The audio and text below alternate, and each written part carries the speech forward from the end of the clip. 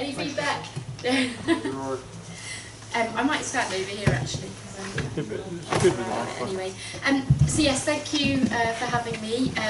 We've had a great time in Canada so far. We've spent quite a lot of time in Walmart on Monday. It was the only place open. Yeah, we picked an interesting time to come. But anyway, we've enjoyed it all the same. I brought along with me William and Arabella. Arabella is really the brains of the operation.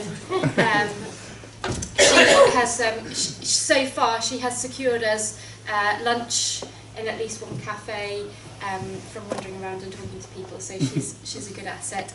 And William's not totally unrelated. His family, he works with his family in the UK they make potato machinery. So I don't know whether any of you went to the visits or on the visits to the UK in November at all. Yeah, so you would have visited Scanstone. And we'd like to tell a little story about Arabella. She was named Spud for 3 weeks because we couldn't think of a name, and given our choice of career, it seemed like the appropriate one. But anyway, as Ryan said, please ask me questions as we go along. I won't promise to know all of the answers, but I'll try my best. I think I need where did I put the clicker here? But yeah, please do ask questions. Don't just let me keep talking. This is my disclaimer. I'm not a farmer by education. I've been working in B&C Farming since 2016, but prior to that, my formal education was in languages, French and Spanish. Those are the two flags there. And before I worked at B&C Farming, before I joined the business, I used to work in the fresh produce industry, looking after retail accounts, so customers like Sainsbury's and Marks and Spencer's, who you may have heard of. So really I was bringing more kind of transferable skills from understanding fresh produce and food supply chains as opposed to farming per se. On top of my day job, which I'll talk a little bit more about on the next slide, I also have two roles within the industry. So I'm chair of the CUPRA organisation, which is it's a group or a membership organisation that helps to fund and then transfer the knowledge from that research that the funds have worked on. And then I'm also on the board for GB Potatoes. We had an organisation called AHDB Potatoes, which was a sort of a semi-government led organisation to help drive the industry forward, a bit like the board would do here. There was a ballot and a vote to end that, but there were a few of us who thought actually it's really good to work together and collaborate, and so we decided to form GB Potatoes, and I think the aims and objectives of it would be very similar to what your boards do for you here. A little bit of context of the UK potato landscape. The crop, we believe this year, we don't know for sure because we don't have any central data collection, which is one of the reasons why we think it's important to have an industry organisation. But we think we're about 101,000 hectares. That will be, what would that be, 250,000-ish acres of potato production, and we think that's down about 13.5% compared to 2023 levels, which was the last sort of known data collected information. We're facing into quite a lot of issues with availability of seed this year, and I think that's going to be at least a 2-year effect. The reasons being there's been challenges with virus. We used to be able to source seed quite readily from the rest of the European Union, but we decided to leave that gang, and now it's much more challenging. Legislatively, we can't move lots of seed about, but I, as a grower, could go and buy from, grower A in France if I wanted to. There's a little bit of that happening, but not a huge amount. And even if we wanted to, they have their own challenges with disease as well. Labour is a real challenge for us. It's difficult to find people, it's difficult to retain them, and they're becoming more and more expensive. We have a new living wage rise coming in April, and that will take us up to $11.50 an hour, which is probably about just under 20 Canadian dollars per hour, just for your basic low-skilled staff. And I believe that's a similar challenge to what you're facing here as well from what I've heard. We have an ever-reducing number of actives and an increasing, the bar keeps rising in terms of what we have to achieve, what we have to do. But we've got less in the armoury to be able to produce a good crop. And the other thing that happened when we left the EU, all of our food, farming and environment policy had come from the European Commission. So all of a sudden the UK had to develop its own policy.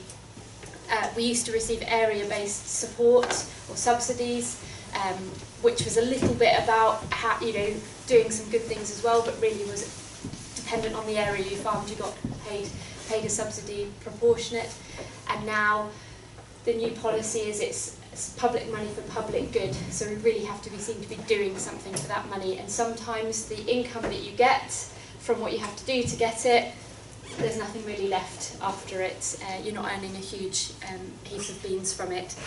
So lots and lots of challenges, and I think you'll probably have similar challenges here, but it certainly makes life interesting, doesn't it?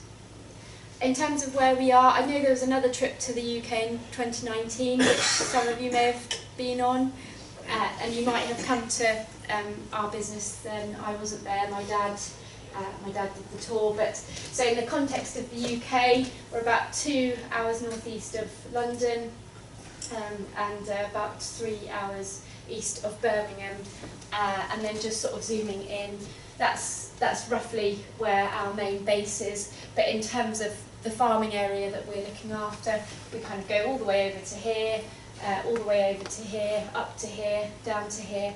So we cover quite a lot of road miles in our operations, not as significant probably as some of the miles you might cover here in Canada at times, but when you're moving big bits of kit about on small roads, it adds up.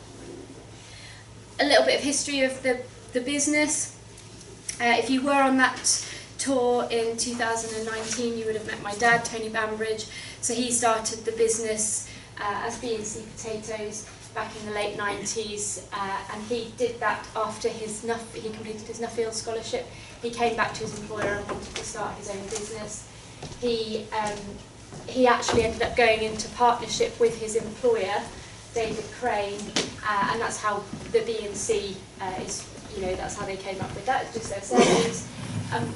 Very sadly, David was killed in a car accident not too long after that, and an evolution resulted in B&C Farming being formed in the late 1990s, which was about saying that actually we're going to consolidate all the farming operations with lots of different farms. The potato operation, it was all quite fragmented, so brought it all under one house or one roof, and the business owns the machinery and employs the people, and then the land that we farm is provided for us by landowners. We don't own any of the land that we farm, which I think will be quite different to what you're used to here, but it's quite common in the UK. So we look after land for 9 different landowners, and we have several different types of agreements within that as well. And because of the nature of what we're doing, we have to work really hard. We have to make sure we provide a really good return for not just ourselves, but really critically for our land providers. Otherwise that resource goes away, and that starts to affect how we can do our business. And in order to do that, Dad decided to evolve his strategy around marketing to be a fixed area, a fixed variety for a fixed customer. And it's all planned. Farming is incredibly risky, as you all know, and he was keen to try and just control some of the controllables, and that's why he decided on that strategy. In 2016, I joined the business, and Chris Day, who was an apprentice and had worked his way up through the business, he also came into a management role. He's basis trained, which I can't remember what the equivalent CCA. He's a sprayer operator, so he looks after all of that sort of technical side of things, and he looks after all the crops that aren't potatoes, which is quite a lot, and quite a lot of area, as you'll see. So he does a lot more field walking than I would do. I tend to look after the potatoes and lorries, and then we come together for all the people dramas, the health and safety, the IT, the finance, all the other things that come up, and then Dad stays there and makes sure that we don't mess it up, basically. We've had quite a lot of expansion over the last few years. We invested in some new seed storage and grading line.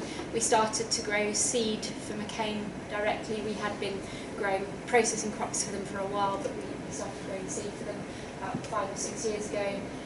And then we've grown significantly in terms of area, so we're cropping about circa 6,000 acres in total now. And then I'll just put a map next, I'll just show you here. So the main farmyard at the moment is down this drive and the office is there.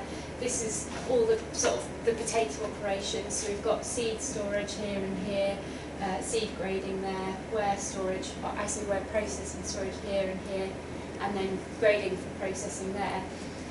And this site is owned by the Crane family still, but was under lease to the council to operate as a composting facility, and it's been effectively mothballed for the last 4 years, and so we've now taken on the lease so that we can eventually migrate all of our operations up to here and be in a ring-fenced site, which will really help with our efficiency of operation, and also I think be quite helpful in terms of things like health and safety and people welfare and what have you. Just moving on to our cropping, quite different I think from what I've heard might happen here. We've got quite a lot of crops in the mix and quite long rotations. Our processing potatoes would be 1 in 8, our seed would be 1 in 10, or even virgin land if we can. We'll often rent additional fields in for our seed potato growing operation.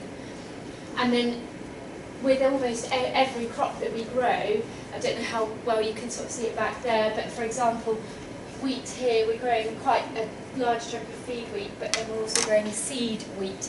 So for almost every crop that we grow, we're growing feed or a malting version of it, but then we're also growing a seed version of it. And that's one of the reasons why we need this really wide rotation, because we need to be able to ensure that we have good hygiene for these seed crops. And then hopefully by having these seed crops, we're also adding a bit of premium. We're taking a bit more from that pound per tonne, because we're having to work for it and do more, but then we're building loyalty with our customers, and we're building a bit more value for ourselves.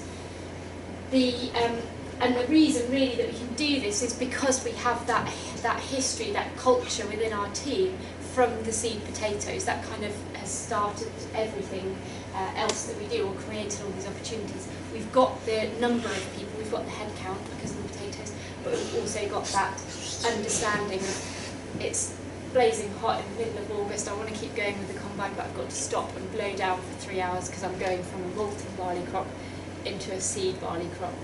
And I think that the one wouldn't happen without the other. The other thing that I just wanted to highlight here is we're growing 420 hectares, so nearly 1,000 acres of the land that we're looking after is in some form of environmental scheme, stewardship, or game cover. A lot of the reason why the landowners have the land bank that they do is partly because it's a good thing, it's a tax efficient way to invest their wealth, but it's also because they enjoy the environment and they enjoy shooting as well. So within there's game cover, so a lot of maize strips for feeding and then for flushing birds out during the shooting season. But the environmental bit is really big for us. Yeah. So of your potatoes, what percentage is processing? Like, are you growing more seed for your own use, or are you selling a lot of seed? So in our potato area is around about sort of 700 odd acres, depending on the exact year, and we would be about 60% processing, 60% seed, 40% processing, and of the seed that we're growing, we would retain probably 5 or 10%. The vast majority is being sold to growers locally to us. And did I understand right? So when you left the EU. Yes. So you lost all your, like, did Great Britain replace like some of the EU subsidies, or did you lose all that? They've had like a reducing amount of subsidy. So they've retained some element of that, but reducing whilst they create their own policy and their own funding. But before, you could kind of get something almost for nothing, just for the area that you farmed. You'd have to have margins, left, grass margins, things like that. But you'd nearly get it for nothing. Whereas now you're not getting that. So the subsidy is almost going entirely, and the only way you're going to get any subsidy is by doing something. Yeah. And that's why, we've got 1,000 acres under our management that is in some form of, it's either, meadows, permanent grazing, pollen and nectar mix, seed mix to encourage, biodiversity, woodland, hedges. A lot of our work through the winter for the team is planting hedges, building, tracks. You can get some capital funding from these schemes for those sorts of things, because you're maybe helping to reduce runoff or something like that, so they see there's a benefit. But it's public money for public good, so you've got to really do something for it. What kind of money are you getting for that? It really depends. There are some estates, because a lot of farms are still, estates owned by large landowners. If they don't have the setup, if they don't have the resource, maybe they don't have an obvious succession plan or something like that, in some cases they are actually coming out of arable cropping entirely and putting all their land over to effectively some sort of environmental scheme, and they're obviously reducing. They don't really need many people to run that. They don't really need a lot of kit. They probably need, a mower, maybe a drill to establish some things. Probably a direct drill. They maybe don't need to do any sort of cultivations. And their feeling or their perception is they will earn enough from that. That's a better return for them than arable cropping. So we wouldn't see it to be more advantageous than growing an arable crop, but there are places where it is absolutely the right thing to do if you have areas which are less productive. But you're going to be talking hundreds of pounds a hectare or even per acre, rather than thousands of pounds in terms of the return. But it really depends on what it is you're doing, as to how much it is. This is our range of customers that we're dealing with, so relatively extensive because of the number of crops, but still quite a closed loop. And I talked before about this marketing strategy to have a known, a planned area, a planned variety or crop, and a planned customer. And we hope that means that really the customers work really hard for us because we're working really hard for them, rather than it being horse trading. So, for example, with Open Field, we will be supplying all of our feed wheat through Open Field. So they're not phoning us up on a daily basis saying, you've got to sell now, you've got to sell now, this, because they're desperate to get that commission. They know that they're getting that commission, so they're going to wait and they're going to talk to us at the optimum time for selling. And that means that we're hopefully both getting the maximum return from that. It would be very typical in the UK for people to sell a bit to Open Field, a bit to Frontier, a bit to Bannums, but we're focusing that particular crop through that customer, and hopefully that means that we get the best return ultimately, and we build that loyalty and that kind of, dependency. Our potatoes, almost all go through Greenvale, who are a kind of packer, not processor, but packer, consolidator, marketer of potatoes in the UK.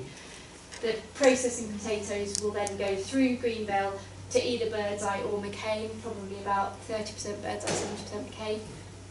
And then of our seed, 60% goes through Greenvale and about 40% goes to McCain direct. Here, just sort of moving on a bit really, I just wanted to show you our seed grading and handling operation, because I think that was an area that was of particular interest. that's a little bit different to what happens here. So I'll pop the video on, I'll sort of talk over it a little bit, but if anyone has any questions, please. Sophie, I already have it loaded up, so you just have to. Oh, okay. You just have to get out of there for a second, and it should be Okay. on. Nice. Well prepared. There we go. Oh, for some reason we lost the signal. Oh, Just pause it for a second. I'll be right back. yeah. I don't know why. Did I knock something? I don't think so.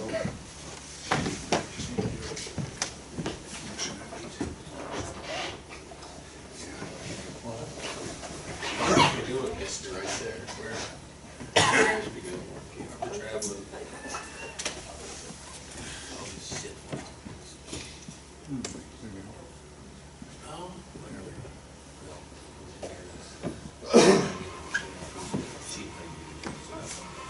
It's not great quality. No, it's not, is it? It's on YouTube, so if you are so excited you can't really see it clearly here and you think, I must go home and watch this, just Google B&C Farming Tom and it comes up. Just give me 2 seconds.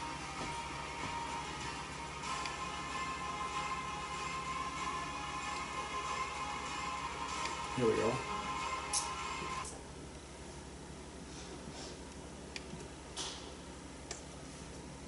This should be better. Yeah, I'll run safe for day.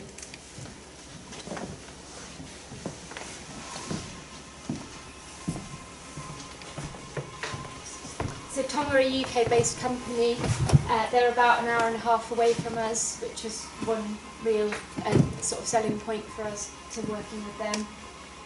When we put this line in, we did quite a lot of research. We travelled far and wide. We went all the way to Yorkshire, and you maybe don't appreciate the joke there. It's like 3 or 4 hours away. We went to Holland as well. We really thought we wanted to put in a smart grader, with full automated sizing and quality removal, and then we decided that we didn't have a few £1 million available to put the kit in and get the throughput that we wanted. So we did a bit of a halfway house. We were looking to put about 100 tonnes a day through as our average on sort of 9.5 10 hour day. And one of the ways we did this, or we were able to do this, was this is quite a simple but effective thing to change. So when the box is emptied out, it ejects to the side and then you put a full one in. On our old line, we'd have to wait for the empty box to come back down, take it out and then put a full one in. So you're ending up with gaps in the line, you're not balancing out the line. So that was a really important way for us to help keep maintaining that volume. So the box comes up, it goes onto this large conveyor, and then there's a cross conveyor taking the seed away from here. It's all very electrical, so everything's based on sensors. Once the sensor sees that's cleared, it will bring more down. We can do a pre-grade here if we have any wet rots that have developed in store, so that they come off before the coils. And then this is going over the tunnel, which I believe some of you may be familiar with. It uses infrared technology to remove anything that's non-potato. You do see some potatoes in the skip, so you do have to adjust to that good and bad, but overall it still gives us a real benefit. It means that we only need 2 people in the line, and they're really focusing on quality, they're not worrying about stones. We use screens for sizing, we take out the undersize and the oversize, and then anything that's good for seed is elevated up and goes into one of these 4 boxes here. And then these red bins again allow that line balancing to help the work flow for the forklift driver. So once the box is full, and they're 10 1/4, which is 2,700 hundredweight. Yeah. Once that's full, 2,700 pounds. it closes, the bin closes off and then the bin fills. So the forklift driver doesn't have to rush there to take the box off to keep the line going. The bin is their kind of holding capacity. We saw quite a bit of this in Holland and a very little bit of it in Yorkshire, but it's not a common method. But we find it to be really effective, and it means that we've gone from 5 or 6 people on this line on a daily basis to 3 people most of the time. 1 forklift driver, 2 graders, and then an extra forklift driver will help sort of bring seed out and put seed away at times during the day. The other thing that's a bit different is we grade everything ahead of time, put it back into store and cool it and dry it up again, and then we'll outload seed, most of it, for just-in-time delivery in the spring in these big bags. I think you call them tote bags.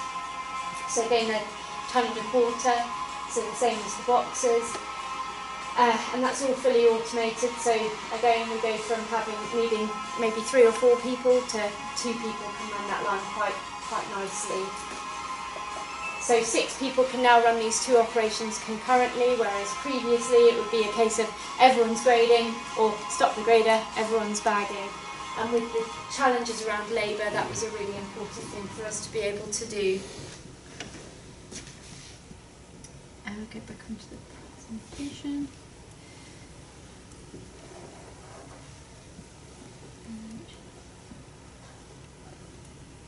There we go. And here's just a couple more pictures. A few other things that we thought were really important to do when we built this line. So we've got the grading pattern there. Anything that we can do to make people's lives slightly easier, slightly more pleasant at work, we try and do, where it doesn't, blow our brains out money-wise. So the hut, there's dust suppression in there. There are cameras so they can see what's happening along the line. There's a heater. There's a radio. It's nice and light and bright. So it's quite a relatively pleasant working environment for them. And then the other thing is behind, you'll just note, those are big windows so they can see daylight. Our old grading shed, and probably like most of yours, dark, dingy, there's no daylight in there. And in the middle of winter, when you're going to work in the dark and leaving in the dark, it's actually quite nice to work in an environment where there is daylight. And also it helps with hygiene and it helps with health and safety as well. You've got, everybody's got good visibility. We use the screen grader for sizing because we don't warm seed up to grade, which would be counter to what most people do in the UK. We believe that the potential condensation event from warming and cooling is more damaging in terms of disease risk than sorry, let me get my words out. We think that it's worse to warm and cool seed than it is to grade cold, but in order to grade cold, we obviously need to have a less aggressive form of grading, so that's why we use the screens. And they're changed very much like, they're on these cotton reels at the top, and they're changed very much like you change a web on a harvester, or we don't really use them here, but a destoner. You attach it on, and the motor, you can isolate the motor, and it rotates round and then puts the new size screens on. Sophie, Yes? what temperature do you grade at? Well, we're holding at 3.5 degrees, and we're grading at essentially 3.5 degrees. And is bruising an issue with drops? No. But because we've got this, we look long and hard, because a jump grader, the sort of where you've got all the screens on top of each other and you're jumping them across and they're filtering through, which you might be more familiar with. We had a long hard look at that, and we just decided no, it's too aggressive, because it's having to get the tons we want to go through an hour, it's going to be too aggressive. So with the screen, we've got a double agitation, which are just rollers, and you can affect the speed on them. So if you see, goodness me, we're starting to see a bit of scuffing would be our major indicator that there's damage. We can turn the agitation down, increase the speed of the screen perhaps. So we probably sacrifice a little bit on our sizing accuracy, but we believe it's the best thing to do. We don't typically have many issues with, say, dry rot, which would be another key indicator that you've done some damage after grading. But it's really about making sure we're grading when those skins are nicely set. How many sizes are you grading? Are those all different sizes? Yeah, so we've got 4 seed sizes there, and then we've taken out undersize and oversized. Undersize would typically end up going to cattle feed. Oversize, hopefully if there's a good price, we can market them for some sort of probably like a peeling job or something like that, although it's becoming more challenging because a lot of retailers are banning use of certain pesticides that we need to be able to use to grow the seed crop well. So once you grade into your sizes, and if you're marketing it through McCain's or Greenvale, do they sort of, you say, here's what I have in each size, and they market that with who it's going to, or? With McCain, they'll do all of that allocation, but with Greenvale, we're doing all of that selection, and we're marketing on a hectare basis. Yeah. About 75% of what we're selling, we're marketing on a hectare basis. So when I say like we sacrifice a little bit on size, accuracy, what we are doing is, because we're selling on hectares, we're doing tuber counts, we're doing lots of tuber counts of each of those different sizes, and then therefore we're giving very accurate information to the grower in terms of what spacing they need to plant at. Obviously everything that goes through here is whole seed. I will talk a little bit about cutting because we do a bit of that, but really most of the seed that we're marketing is whole. So what's your on your seed size, you say you disregard the small. Yes. What size is that? Would you be, if I said mil, would that millimetres, Either would way that is be good. fine? Say 25, 28, 30 mil down. So really, small Inch size. to quarter. Yeah. Yeah. That was my question. Okay. Yeah. So Yeah. are you putting on anything for user control of the stadium or anything, or you don't feel a need? No. We can, if a customer wants us to apply Maxim as a planting pesticide, we will do that for a charge, but we're not applying any sort of chemical for a storage disease control. And what time of year are you doing this operation? Pardon? What time of year? How far Now. away? Yeah, so we start grading early November, and then we grade, and then we aim to finish by the 15th of March, because we know 15th of March onwards a lot of people are going to be planting, because we would plant probably a month to 6 weeks earlier than you would here, and some people would even start in February. So we're doing everything ahead of time. We do 1 or 2 or 3 customers will take some seed pre-Christmas, because either they have really good seed storage themselves, or they're traying up to chit, either to generate for an early crop or for trying to encourage better stem numbers. But the majority of our customers will be taking seed at planting, and that's one of our key sort of USPs. We're delivering just in time for our growers, because they don't have good seed storage facilities. And I'll sort of talk a bit more about the logistics of it. There's just another picture of the site. But it's a bit further on. I've got sort of a map to sort of show the economies of it and how it works. And this is just another couple of pictures of our bagging line, really. One of the other key things when we installed this line was we wanted to have an area where we could pick off. So we've got a roller table and light there, and we can stand 2 or 4 or even 6 people. So if we find we've graded everything in good faith, we've put it back into store, we think it's stored okay, but we've seen something's developed during that storage period, then before we're putting it into the bags, rather than having to run it over the grader again, we can just pick off there. We can slow that line right down and pick off there. So if there is anything like a dry rot or a few cut tubers that have got a bit of mould on them or something like that, we can remove them there. So your seed potatoes are coming from the fields and tote boxes too, right? In boxes, yeah. We're lifting the seeds directly into boxes to minimise handling. So we have a crew on the back of the harvester who are picking off mother tubers, clods, stones. But if we have excessive stones, I tell them to not worry too much, because we can remove them with the tomra. Haul, anything that's going to break down is what we're worried about. And Sophie, do you grow, so all your seed that you sell is going to commercial growers, like for Yes. potatoes or whatever? Yes. So, and you grow your own seed. So what generation are you starting with? We're normally starting with, we would call it pre-basic 3. Does that come from Scotland? From or- Scotland, yeah, or maybe S4 or 5. We could plant to like a field generation 6 or something, but it wouldn't be common. PB3 is really nice for us. But we're doing that sort of final generation for the growers who are near to us. In terms of seed storage, this is quite a big thing for us. I said we don't apply any storage chemicals for disease control, and that's because we're relying on air as our desiccant. And when Dad built our first seed store in the late 90s, these couple of them, because he was quite unusual. There aren't many people even now growing seed in Norfolk because of the risk with virus pressure.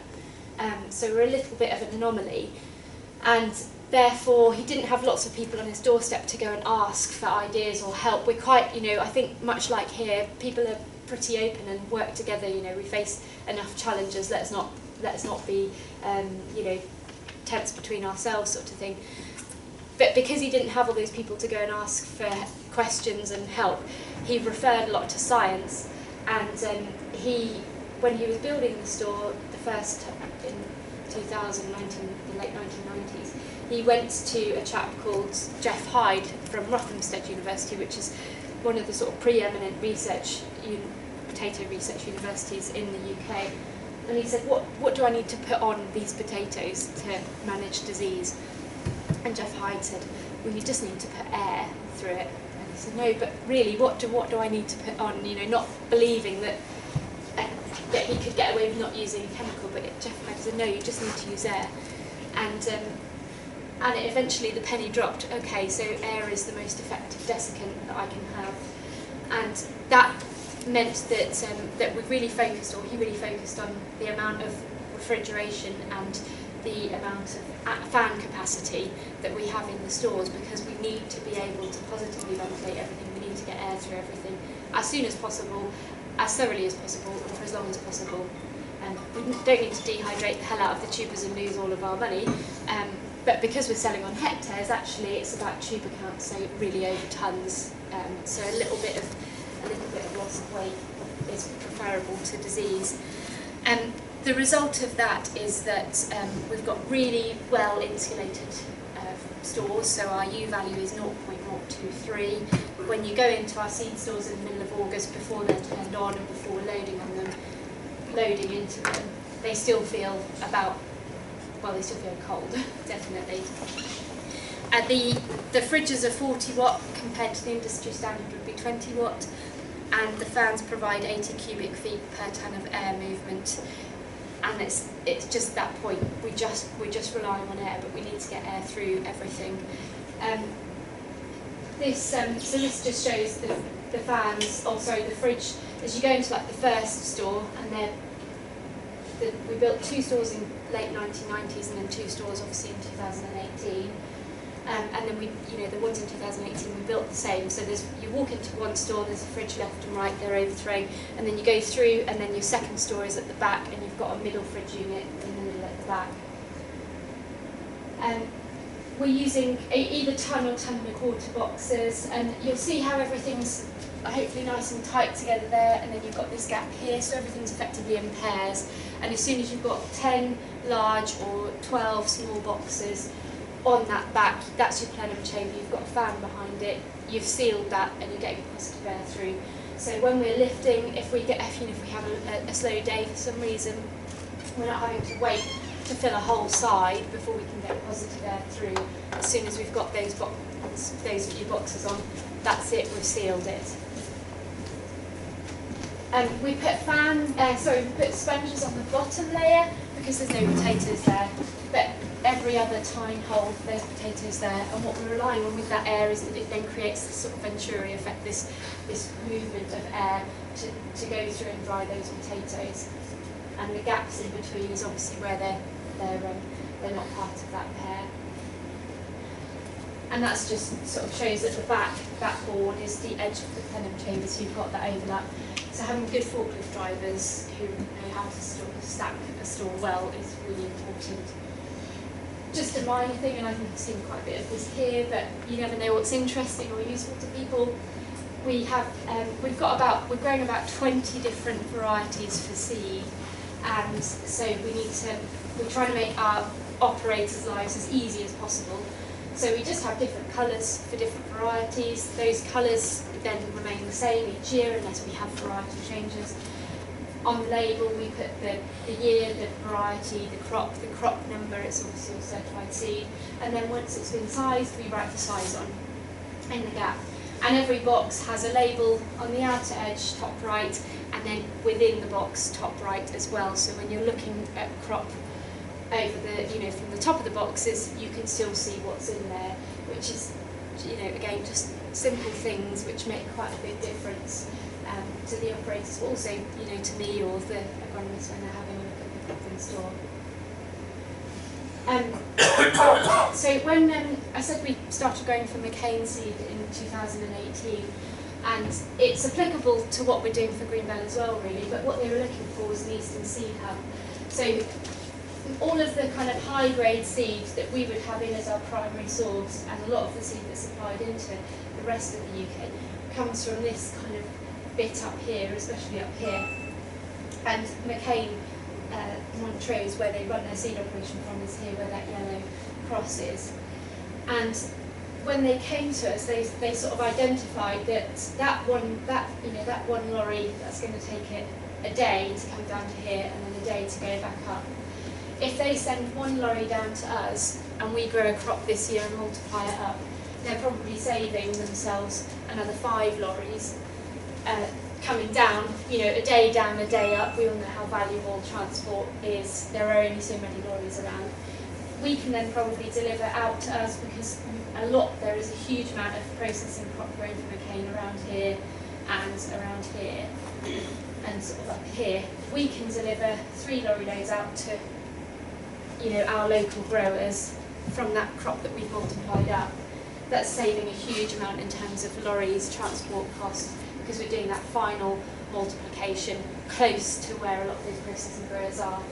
And in terms of the factories, they've got their sort of main factories. There's one about here, there's one about here, there's one here, and then there's another one here. Those sort of 2 lesser factories. So a lot of the potatoes that are grown for those factories are obviously grown in close proximity, which is far away from where the seed is, which is good in one way, although there is an increasing amount of wear or processing crops growing up near the seed, which is another story. But that was really the strategy and the objective for it, and that fits in really well with our model and what we're doing. You'll be a lot more familiar with seed cutting than I am, but for McCain, because of the varieties, as you'll know, it'll be the same with the varieties for Cavendish and I think that's your main customer around here, isn't it? The varieties, the reasons why they're good for processing is also the reason why they're terrible as a seed crop. So the way they help make that work economically for them as a business and for the seed growers is by cutting the larger fractions. So we started cutting for them in 2018 at 300 tonnes, and now we're doing between 1,200 and 1,500 tonnes a year for them. It's single cut, and we will be cutting Shepherdy, which is a Macfly variety, which you'll know, and Royal, which you may not know over here, but they'll use that for their McCain own brand products. It's just single cut.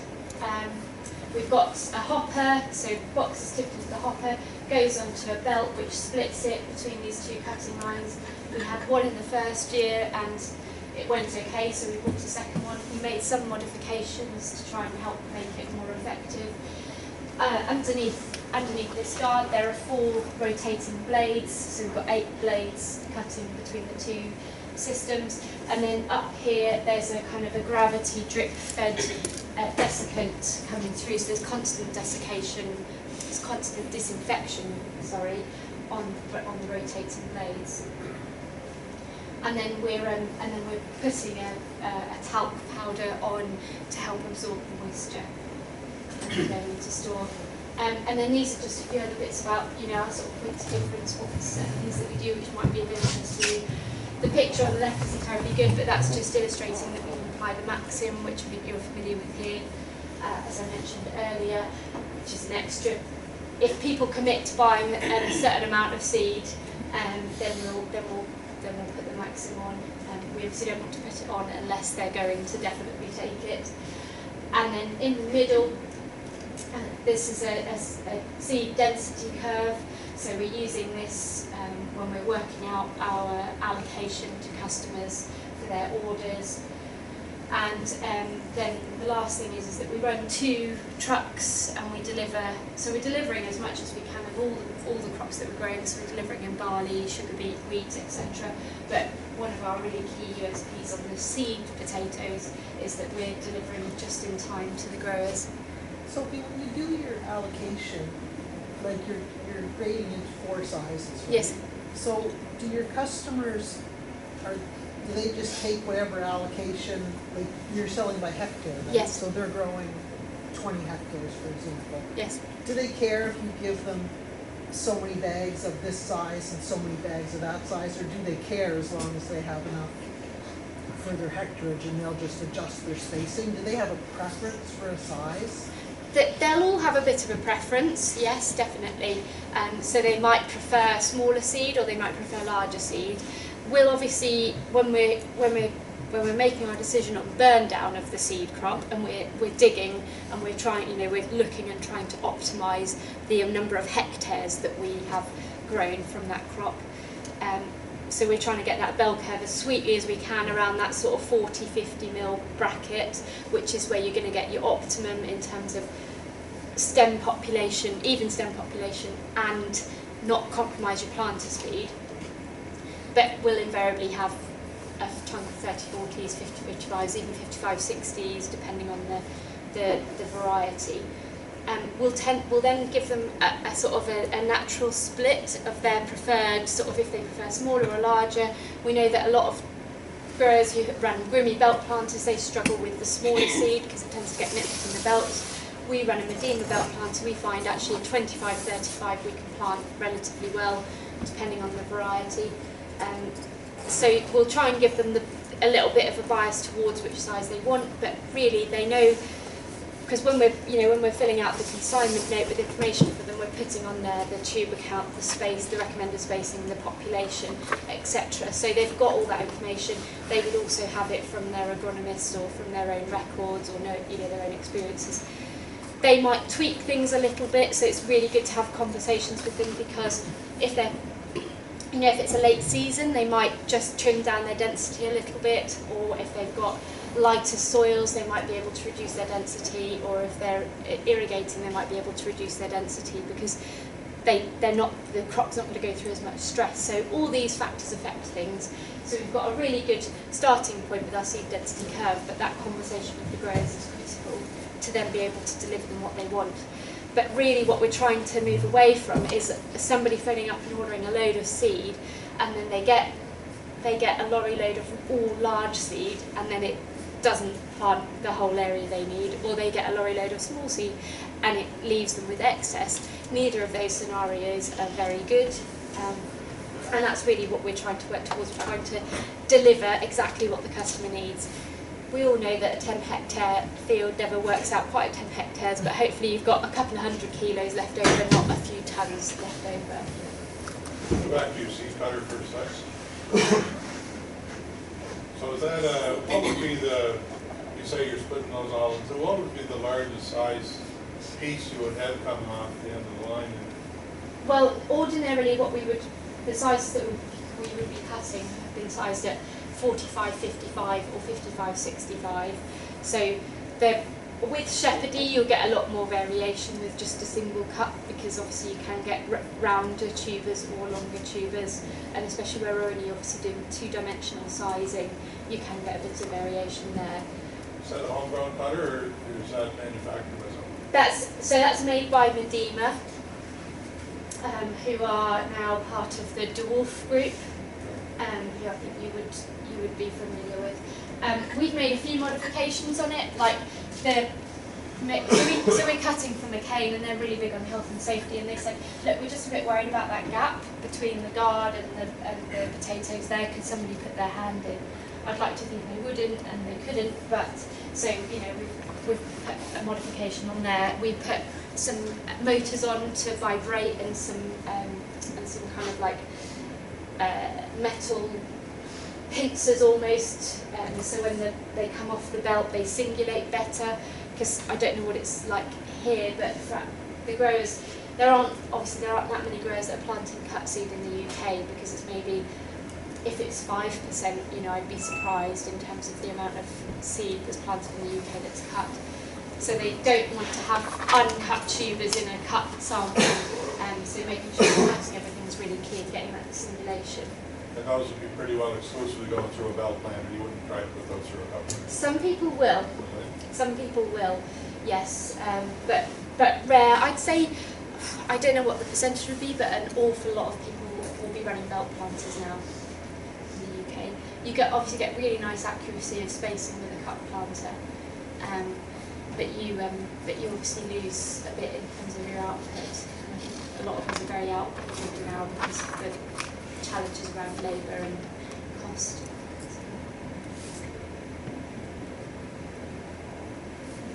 Moving on to our processing side of the business, and feel free to ask questions about seed if they come to you, as I'm talking about this anyway. Our grading facility for where is nowhere near as exciting as our seed operation. It's an area that now needs to be invested in, and so we're going to start doing a bit more of that. This year I plan to put a multi-step in.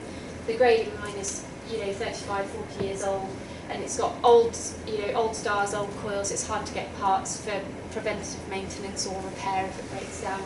So I plan to cut that out and put a multi-step in, which I think will help make a big difference in terms of cleaning and throughput. And then probably in 2 years' time, I want to put in, there's a bit of kit now called a Quantafill. It's made by a company called Pace in the UK, and you can put 4 empty boxes on. It moves one to the side, fills it, puts it to the side, and then sort of stacks 2 full on that side, and then you can flip it round and put it when you're loading out the store as well, where you put 2 full on and then it stacks 4 empty to the side, which helps reduce forklift movements and hopefully will help give us nice clean stacks. But those 2 things together will probably be about £230,000, so for $150,000 investment in the next 2 years. But all of those things are about helping to increase output and increase productivity per person and per hour work. The middle picture is about chitting. I don't know whether that's really done here, but for our early premier crop off the field to McCain and to Birdseye, we will tray up and put into, that's just a really basic greenhouse. It's kind of like corrugated plastic sheets on the roof and on the walls, and that's about ensuring that we get dry matter early as opposed to necessarily yield, because we know we'll get a yield early, but we're trying to guarantee that we're going to have that 19% dry matter in mid-July. That's when we will be harvesting that into the factories. Sophie, what percentage of your seed would you do the green sprouting or the chitting on? So that would be about, we're about 40 hectares of Premier, and what we've put in this year is about 18 hectares worth, so just under half. And we used to do the whole of our Premier area, but as those trays, they're probably 15 to 20 kilos. The belt's throwing the potatoes off. I don't know if you've seen this kind of operation before, but it's throwing the potatoes off, and you've got a chain of people moving the trays along and then stacking them. It's really hard work, and it's quite costly. And I was like, if they're going in August, if they're going in the first week of August, which invariably a chunk of them will be, or even the last week of July, probably don't need to have put that cost into it. So we're just looking really hard at everything that we've done before and said, do we need to do this? Can we change it? So all of our seed storage is in boxes, but also probably a little bit counter to what would be the norm here. All of our processing potatoes are stored in boxes as well. Partly, I think, because we've got the infrastructure for it, we've got the equipment, we've got the skills within our team. We don't have the equipment for unloading a bulk store, but also it's quite nice because we have, I know you can have mixed varieties in a bulk store, but we've got mixed varieties in here, but they're contained in a box, so it's quite easy to manage that difference in variety. And depending on where you have a problem, if you do have a problem with breakdown of the store, you may be able to isolate it and move, 5 or 6 loads to clear a problem out, just keep the store nice and clean, and get to it sooner, so you're getting a better marketable yield overall. But I appreciate if you don't have the setup or you're set up for bulk, there is, it's what works for your business, but this works well for us. These two stores are a mirror image of each other, and they're our McDonald Fry stores. So on the left-hand picture, it's probably about maybe about half Russet Burbank and half King Russet. And then on the right-hand side, it's all Russet Burbank. We then have another warehouse processing store, which has Maris Piper and Desiree in. This, again, it's just sort of thinking what might be different or interesting to you. So we used to use CIPC as our main sprout suppressant, but the approval for that was removed about 3 or 4 years ago in the UK, so we're exclusively using ethylene as our method of controlling sprouting in store. We do apply maleic hydroside in the field, probably covers us till late November, early December, which is about when we would start to turn on these machines. We use the restraint generators. There is another provider in the UK who can gas stores with ethylene. They're called BioFresh. We also have access to DMN now, and orange oil and mint oil as our other sort of methods of sprout control. But this is our preferred method. Generators are really simple to use. You plug them in. They have a slow start up within their program, and then they get to the rate that you want to run at. You can run 3 different programs: 4%, 8%, 20%, and they're like, they're recording the data all the time. We go in and do a manual record as well in case you have to change a machine at some point because there's a problem. There's a CO2 sensor and a sensor assessing how much ethylene is in the environment as well, and then it will pump out into the air. I really like it because we've obviously got a site that we've got seed and wear on, so when we used to apply CIPC, you'd have to be very cautious about when you're applying it and how. There was obviously a long post-harvest interval before you could outload the store as well, whereas this, you can open the store, unload, shut it back up, it's still running absolutely fine. The different programs are 4%, 8% and 20%, and that's about the percentage. When you relate that back to parts per million, it's different. It's like 1, 2 and 4 or something like that.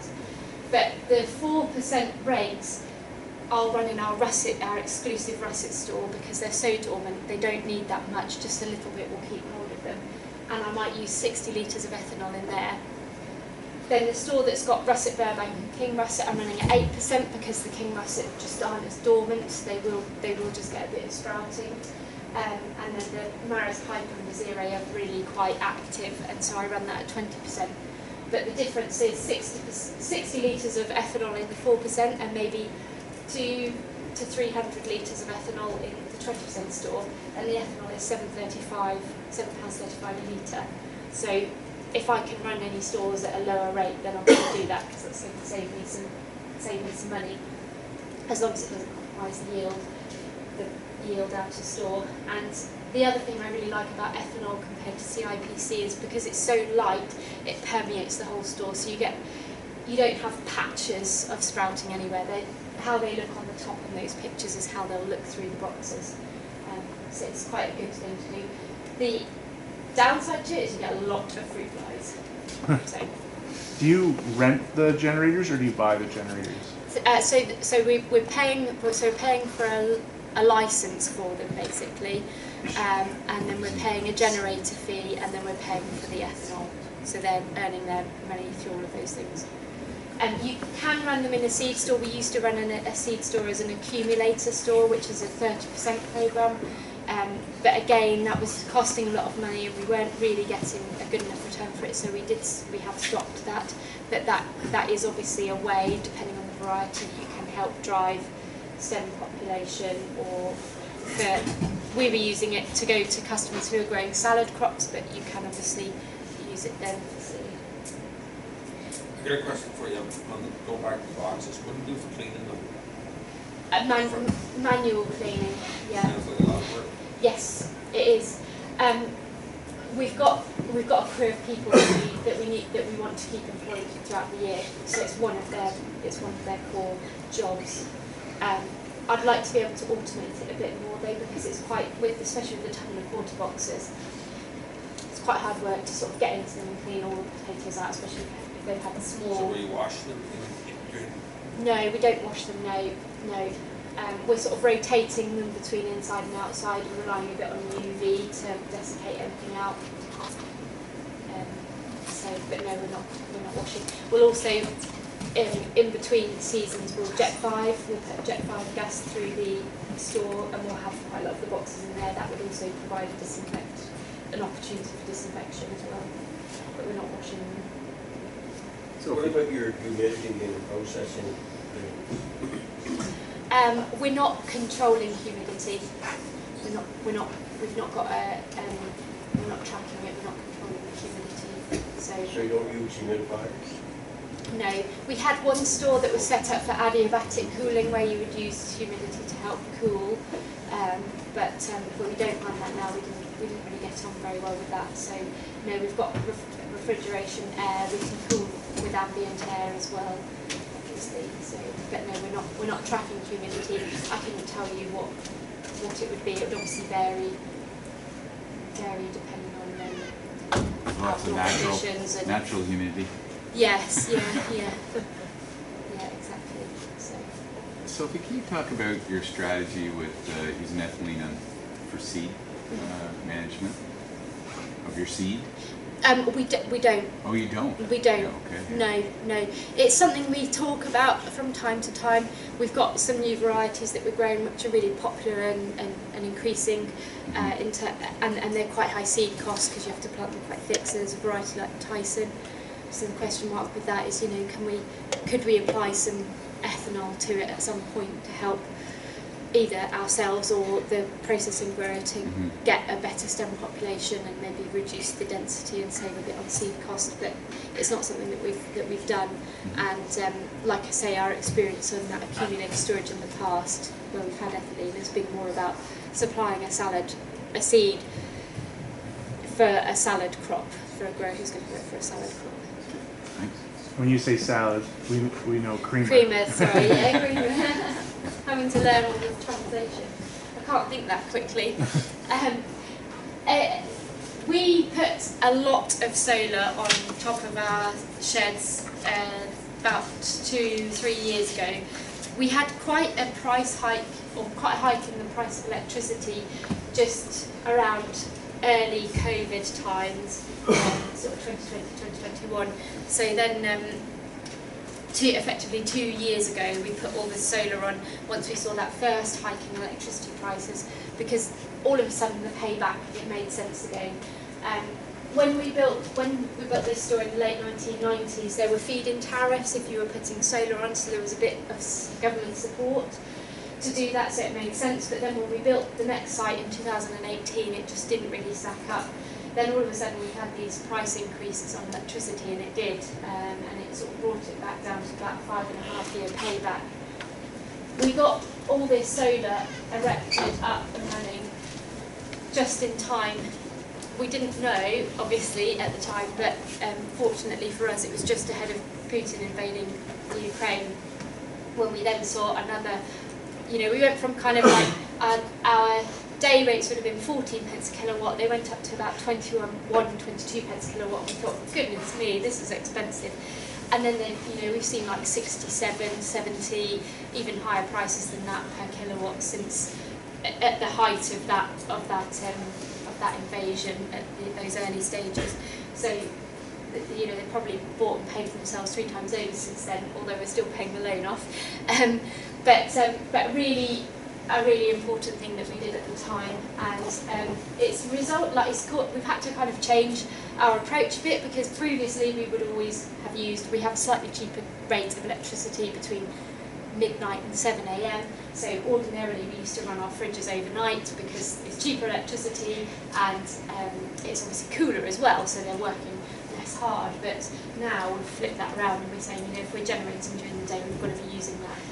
We do have the ability to export. It happens we don't even know it's happening.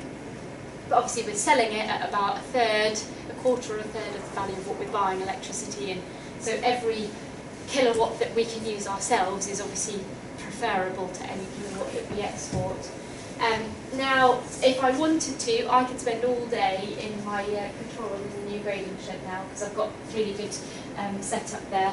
So these are the sort of, it's effectively 4 sub-arrays on top of this building, and each of these boxes are telling me what each of those arrays is generating, and then it, you know, totals it up here, so I can see what I'm generating. And then in this particular shed, I've also then got sub-meters. So these are a couple of the sub-meters which are telling me what usage I have, if I'm running the grader, if I'm running the fans, if I'm running the fridge, and which store's running using what electricity. So I can look at what I'm generating, and I can go and turn things off and on to try and use that. And like I say, I could spend all day in there turning it off and on to try and maximise what solar I'm using. But I do have some other things to do as well. So, and the next stage is going to be about trying to automate that, and there are more systems coming out from our stores are Farm Electronics, which is now owned by Tolsma, who I think you would be familiar with, and they've got this, I think it's a vision controller or something that they have as a system that should be able to help us run this more automatically. You don't want it to override too much what your fridge controls are set up as, or your store controls are set up as, obviously, but we want to be able to take advantage of the solar as much as possible. So automating that will be quite important. And then one of the things that we get as part of the solar installation is access to a website where we can see, you know, what we've been generating through periods, what we've imported, what we've exported, and what our total consumption is, so we can see how well we're maximising that solar availability. We're not perfect at it, but we're definitely making use of a very good investment. Moving on to the field side of things, we're planting using a Medina belt planter. It's not as big or exciting as some of the bits of kit that I see you have over here. We plant our processing potatoes in a 72-inch bed with 2 standard rows. Seed potatoes we plant in a bed with a middle row in there as well. So that's effectively 3 rows, and we can move that plant between 2 and 3 rows. So it's really efficient for us at planting, because we'll plant a block of processing early, then seed, then our main crop storage, processing potatoes, and then go back to seed. I should have said with the storage and processing, we're storing right through till sort of June, July, or even August, our processing potatoes. But anyway, so we run that Medina belt planter, that works quite well for us. A question I've been asked a couple of times, we do de-stone ahead of everything. We have quite a lot of small flint in Norfolk, and we did a trial for McCain last harvest, and we didn't de-stone half of the field, and at planting time I thought, goodness me, this is brilliant. It's really efficient, it's quick, I'm saving people, and actually the crop established well and it yielded quite well. But then when it came to harvest time, our harvest speeds were down by 30%, and our grading speed was affected by a similar amount. And losing time in October when you're facing heavy rains coming at you, to my mind, is a bit more of a risk than saving a bit at planting time when you're kind of moving in the right direction weather-wise. This bit on the front here is we use on our tram lines. I'll talk a bit more about it in detail next in a couple of slides' time. But that's what that's on the front there. That's just to level off our tram lines because we're doing wider tram lines. We're using increasingly.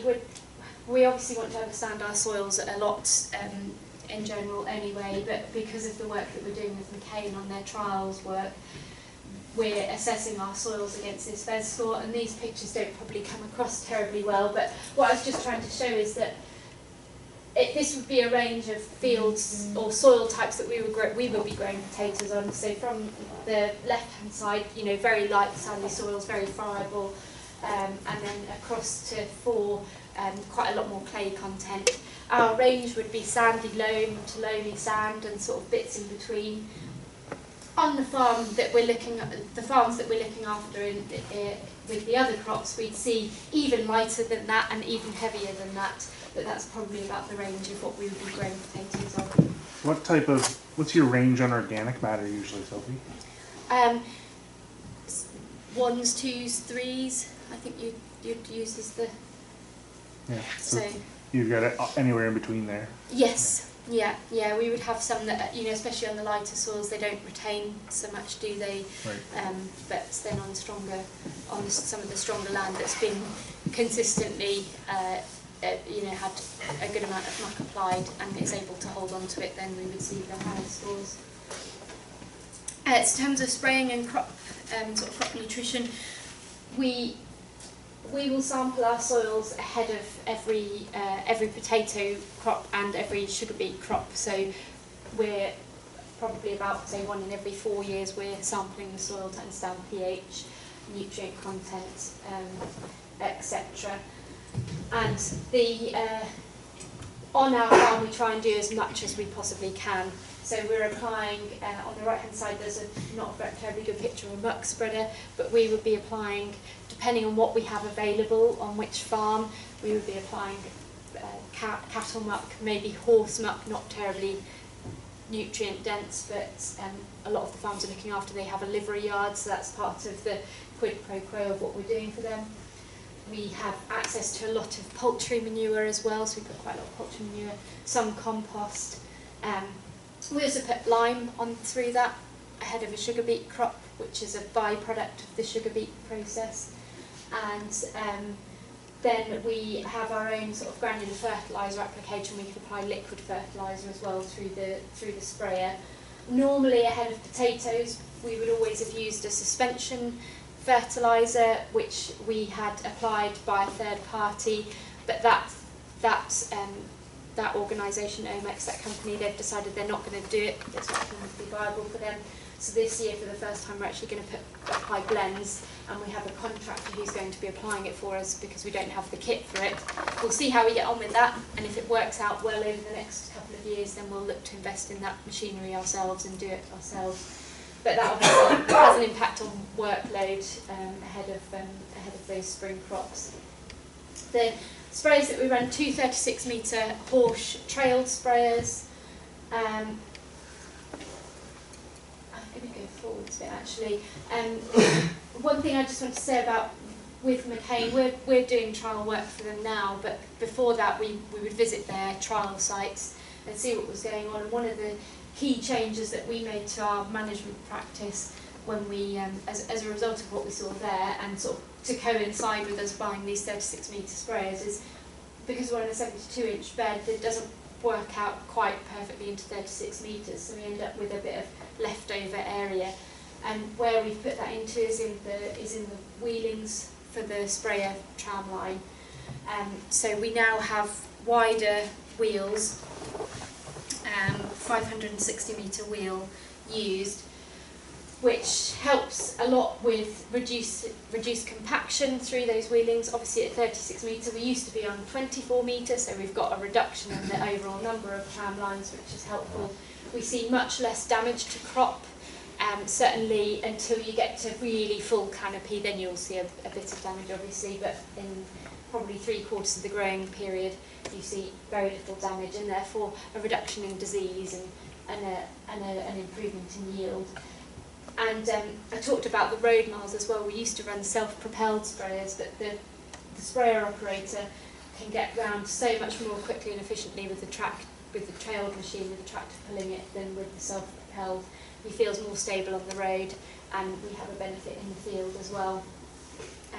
So that's just one of the things that we've learned from the work that's done at some of these research events that we found to be quite useful. The only person who doesn't like it is the guy who ridges up.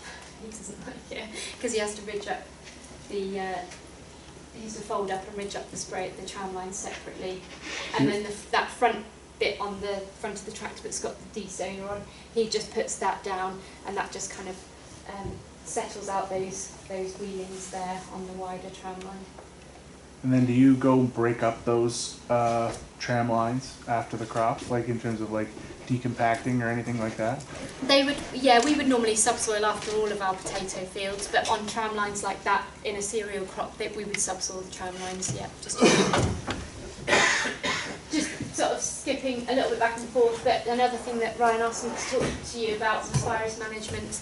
Our sort of big challenge, I mean, virus is a huge challenge for us growing seed where we are because our climate is that much warmer and more temperate than where the majority of the seed is grown in the UK and the north.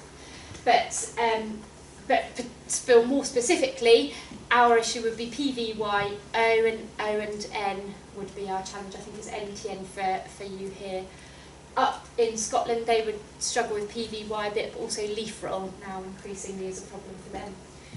And it's not, there's no rocket science about this, and forgive me if you feel like I'm teaching you to suck eggs, because you're probably doing a lot of this anyway, but sometimes it's useful just to hear what everyone else is doing to see whether it resonates or not. So really importantly, we virus test every seed lot that comes to us, because we want to understand, is there a problem coming to us, or is it clean of seed, or as clean as it can, clean of virus, or as clean as it can be. We then want to understand, have we got any risks nearby to us, because we're in a heavy processing, pre-packed potato growing area. So have we got a crop just over the hedge or just over the road that's going to be grown for another customer by another grower? And then if we know that we've got seed coming in that's got a possible issue with it, or we know that we're in a location where we're around a lot of other wear crops, can we then think about planting early, planting a variety that we know has less susceptibility to virus, to avoid a problem coming into it? Can we also talk to the other grower? Is it certified seed they're putting in? Do they know whether it was virus-free, whether it was tested? Can we just understand and have a bit of a risk register for the fields that we're planting, and then plan accordingly? We're very proactive with our spray programme. So we'll start spraying, certainly at 50% emergence, we'd be getting our first aphicide sprays on. And if it's a pressure period, then we'd be looking to go even sooner, maybe even at 30% emergence. And thereafter, we're in every 3 to 4 days effectively between the aphicide, blight and oil applications. We'll have aphid trap sites, try and get a geographic spread, but also we'll pop them at the high-risk sites as well. We know that the really high-risk periods for any transmission of virus is going to be early stage and late stage when we're burning off. So our burn-off programme is spray, flail, spray, and then we'll spray again and again and again if we need to. If we see any significant regrowth coming, we're straight in there going again. And I was asked yesterday, we only have Goes Iron Spotlight, we don't have access to Reglone anymore, which is a problem to us, to getting an effective kill. But we know that that's where a lot of problems with virus can occur, is if you think you've burnt the crop off and you get new growth coming through and you get a late wave of aphids. I would say normally our kind of peak would be around June time, which is also when we've got early emergence, so that's probably our higher risk period, but we want to make sure that we're not letting anything come in late on. We then virus test all of our seed lots that we've grown ourselves, and we do that walking the W, post-desiccation, pre-harvest, but as close to harvest as possible so that we're avoiding missing an issue that might have arisen in the later season after desiccation when there's been regrowth occurring. We do the full growing run test with NIAB as opposed to the ELISA test in the tuber test. And the other things that we're doing, we're trialling lots of new methods all the time. We've adopted it fairly well now.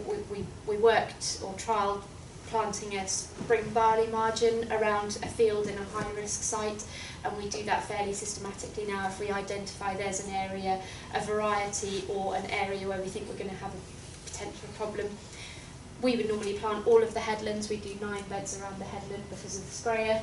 We now leave, if we need to, we will leave 3 beds around the outer edge, and about 3 weeks after planting we'll come and drill some spring barley, not very densely, and any sort of leftover seed we've got around. All we're looking for that spring barley is to be emerging at the same time as the potatoes, so if the aphids come in, they'll feed on the barley and hopefully clean their stylet before they go into the potato crop. So they've either, at the very least, hopefully we've reduced the amount of virus that might be able to come into the crop through those aphids. We trialled applying a straw mulch as well, which was as a this came out of some work by a guy called Brice Dupuis in Switzerland.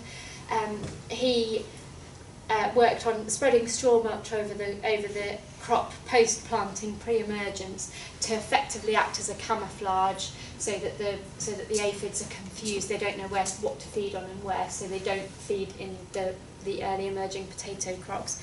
And I think it's really good work, but for us at our kind of commercial seed grade production, it's a little bit impractical to do.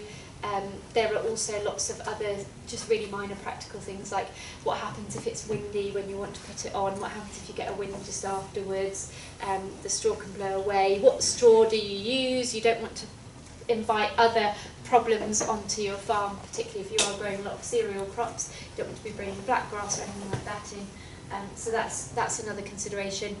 We think it's good work, but we think it probably would fit better with the high-grade seed growers, where they're growing smaller amounts of earlier generations, where it can be a bit more tightly controlled. We did a lot of work a couple of years ago just reviewing that methodology that we use for sampling and testing. Have we got the best bang for our buck in terms of not spending, trying to take one tuber from each plant, which would be the best way to know if you have virus in the field and say what level, but getting good, accurate information. We also looked at things like leaf sap testing. Can we use that as a bit of a decision sort of trigger to do further testing or not? So we really looked at that hard, and we feel we've come up with the best solution now. And then this year, I talked a bit before about CUPGRA. We hold a conference in December. It's really great, you should all come. And we had a presentation there this year from somebody from British Sugar. And he looks after all the research for the sugar beet. And they also have significant issues with virus. They have it beet virus yellow, I think they call it, and a few different strains thereof, but it would be quite common or similar to a PCN type virus. And they have trialled something they call it camo crops, so where they spray the crop with pink, blue, purple colours, because they believe that the aphids are attracted to only certain colours, and they can't see or aren't attracted to other ones. So the sort of yellow, brown, green, that contrast is obviously attracts them. They see that as a useful food source, but those other tones or those other colours aren't. So they're applying that through a paint, and we're going to try that this year. I think then if it works, we can maybe use it, increase our experience with it with the potatoes and the sugar beet. I don't know exactly how it's going to work. It's going to need to be practical. It's going to need to be able to be mixed, I think, in one of our normal sprays anyway, because we're obviously going to need to go in multiple times when there's new leaf growth. I was asked a very good question yesterday as well. Would it affect photosynthesis? I don't know. This is just sort of hot off the press what we're going to try this year. But it's, I think, always good to see what other people, other crops, other organisations are doing, because often we have similar challenges, and that's I think that's quite a good example of it. Would it affect inspection too? Pardon? Like a big problem would be affecting inspection, right? Yes. Sugar beets don't have to be infected. Yes, you're right. Yeah, exactly. Yeah, haven't thought of all of the, but I just thought it looked like a really interesting piece of work. So, this was a little bit about the trial trial field that we planted for McCain this year. So we did, the first picture is drip, so we irrigate a huge amount of our crops, all of our processing crops and a chunk of our seed crops, mostly with gun irrigation. But we trialled drip, which I thought was really good from a management perspective, but the potatoes, when you take the drip up, a lot of them end up coming out. and some of them go into the wheelings rather than within the rows, so that's not very good. And also you have to be harvesting and loading into the factory very close to time, otherwise you will end up with losing lots of crop to greenings. We also planted wildflower headlands instead of our normal cropped area, which should help with biodiversity, and the way that McCain are doing their approach to environmental sort of stewardship is that you'll be scored, but you know, if for example I'm growing a long stored crop that's going like russet Burbank, I'm probably going to score quite badly in terms of chemicals and what have you. But if I can offset that a bit by planting a wildflower headland, then maybe I can keep my score right. It's all a learning curve. It's quite new for them. I don't know whether any of you've got any experience of working with McCain, but that's sort of where we are with them. I think it's what I really liked about doing the trials as opposed to just going and seeing the trials is I think you just take a bit more in, it resonates more, you learn more from it.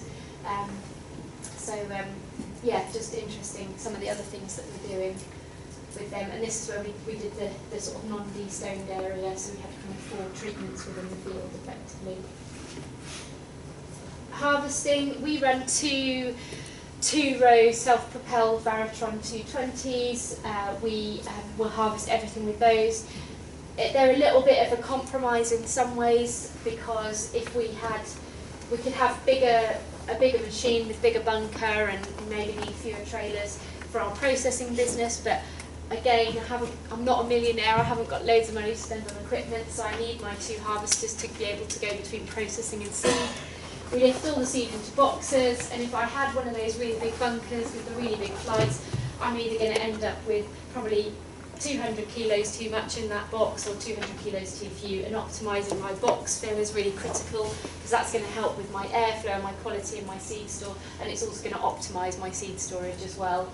If I overfill, I'm going to have loads of damage, and if I underfill, I'm not utilising my resources as well as I can. So we find that these kind of offer the best compromise overall between the two sort of needs in terms of the processing of the seed crop. And then the processing will lift into bulk trailers primarily, but we can lift into bulk as well, into boxes as well. I think I heard that maybe 10% of the crops potato crops in Prince Edward Island would be irrigated. We would be much higher proportion, particularly in the east. We're very dry relative to the rest of the UK. The average annual rainfall for Norfolk is maybe 600 mil per year, which would be, what would that be? 24 inches, something like that. Mm-hmm. Last year we probably had about 30 odd inches, so we were really quite wet, and it was concentrated, so we didn't actually have to irrigate as much last year, which is quite nice. It's quite hard work. But mostly it's rain gun. We're obviously trialling and dipping our toe into drip. There's lots to like about it, but there's also lots to not like about it. We do run a couple of booms. We don't have any fields that would warrant investing in a pivot system. That would really be, I'm sure somebody somewhere in England or the UK runs a pivot, but I wouldn't know where. It would be very rare if at all. And the picture on the right is a reservoir, so our water sources would be quite a lot winter-filled reservoirs, but the majority would probably be from a bore. We don't abstract from any streams ourselves, but some people might be. And then that picture again doesn't come out terribly well, I'm afraid, some of these pictures, but what I wanted to demonstrate there is at the sort of late August, early September, we kind of get together and do a full dig of all of our processing crops with the agronomists. So we've got frontier agronomists who are kind of main farm agronomists, they're doing all of our recommendations for all the crops, and then Produce Solutions is the technical part of Greenvale, and they'll look at our potato crops weekly in store and in field. And then we have, you know, our fields person from McCain will come along, some of the guys from Vivo will come along. We'll put them all to work. Now I get on a fork too as well. We'll dig everything. We'll look at all the crop, look at the quality. Everyone gets a chance to see the kind of, you know, the fruits of what we've all contributed to growing that season. And then we'll make a decision around burn down. So we're optimising yield and quality and making sure we fill our stores and marketing the crop as well as we can, really. But we don't know everything. We can't do everything ourselves, so we are really relying on working as a team. So we've got really good guys on the farm, not just guys, girls as well, and we've got this technical expertise that we're paying for in terms of the agronomists, and we're also working really closely with science and research and trying to understand what's going on, because we definitely don't have all of the answers, far from it, especially not me. A little bit of an old photo, but it's quite nice. So some of those tractors have gone. We've got a few more blue, fewer green, and no yellow tractors now. But really what I wanted to show in this was these are the people we employ. So we're around about 25 full-time staff, and then at harvest and maybe in springtime we'll have some seasonal workers or some agency workers come in. So we might go up to kind of 34 staff at peak time. Of our full-time staff, we're probably about 70% of them would be really fixed. You know, they've been employed by us for a long time. Our longest serving employee has been with us since 1982, for example. But then we've got about 30%, which is almost continual churn, and it's hard work and takes up a huge amount of time. Probably about a third of my time is spent on people, either that churn or dealing with issues from the 70% fixed staff. So they are absolutely wonderful and our greatest asset, but also a huge piece amount of our workload and challenge looking forward as well. Who are we going to be employing in the future? I don't know. Here's just to kind of show a little bit of some of the challenges that I see in particular for us going forwards. I think the environment is absolutely a challenge for us. We've got to do more with less. We've got to be considerate of the environment, but we still need to produce an economically viable crop. Sustainability should be a three-pronged approach, but I think often we're kind of like forced to emphasise the environment, a little bit of the ethical, and forget that we need economic sustainability as well, or certainly the people who ask us to be more sustainable do. We have this increasing challenge with labour. Who are we going to employ? How much are they costing? How much skill do they have? Health and safety requirements are really considerable. We've got varieties which are older and older and more challenging and problematic. You know, where are the varieties that are providing us with the solution? I think they're coming, but it's obviously a slow process. Our working capital requirements are just crazy now. The amount of money that you need to be able to run a farming business is phenomenal, and the way we could face into a lot of these challenges is by investing in equipment. But we don't all have hundreds of thousands of pounds available every time we want to buy a new tractor or wider discs or whatever it might be. And certainly the other thing that we're having an issue with now is that the cost of borrowing has just skyrocketed because we've got a challenging economic situation. So there are no easy answers. And then just the last one, the opportunities. I think whilst the environment presents challenges, it also presents us with opportunities if we can get it right, if we can do it well. You know, is that a point of difference? Is that a way we can start to earn a bit more from the things we're being asked to do? We've had a bill approved last year on the gene editing technology. So there's just a slow warming or moving towards the inclusion or the adoption of gene editing technologies, not genetic modification tech. And the one that everyone seems to be really interested in is CRISPR, which don't ask me anything about because I don't understand a huge amount more about it than the name, but that is the technology that seems to be being favoured by the research scientists in the UK. So we really hope that they can start to present some of the solutions to the challenges that we face.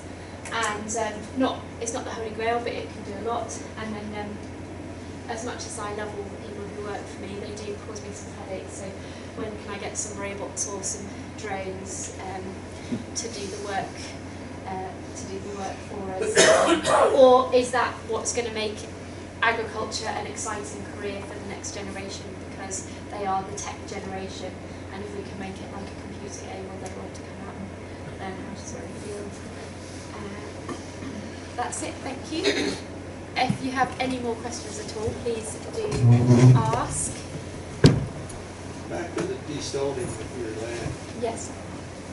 Those stones go just in the windrow and they're left there? Yes. Is that where your yes. drives?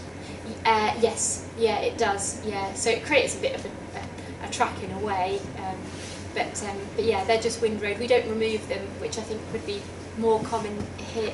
Not here, because I don't think you're doing a lot of de-stoning here, but from what we've heard over in New Brunswick, there's a bit of removing of the stones from the field. But no, we would leave them there.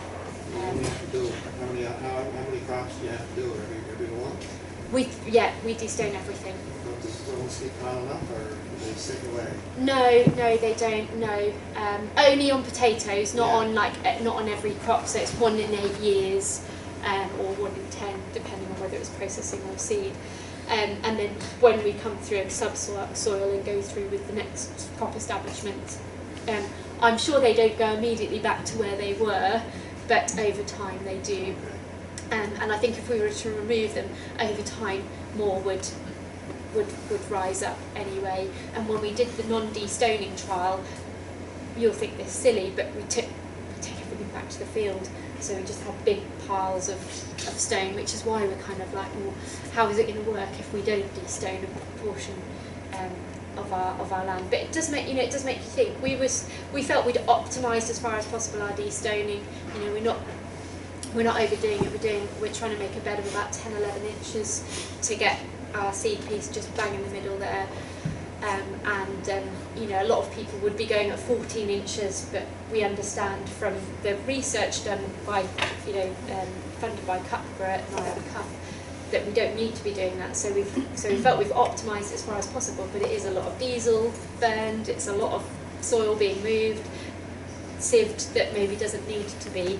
So we will have to look harder at whether there are fields we could not de-stone, but that's quite a significant cultural shift for us. What happens in Canada with the, I was just asking this gentleman, what happens in Canada with the stones and the trash that is harvested? Does it end back in the shed and then get carted back to the field, or how do you dispose of it? All the way to the low strip, or low spot, or to the pit or somewhere. Oh really? Yeah. So it's not like tons and tons of... That's all we could put back yeah. in the field, but the stones wouldn't. No. Do you just get rid of them somewhere else, or save them for foundation or whatever? Yeah. No. Right, it's not. No. Pardon? Is there a virus cap on the plant? In terms of the seed certification,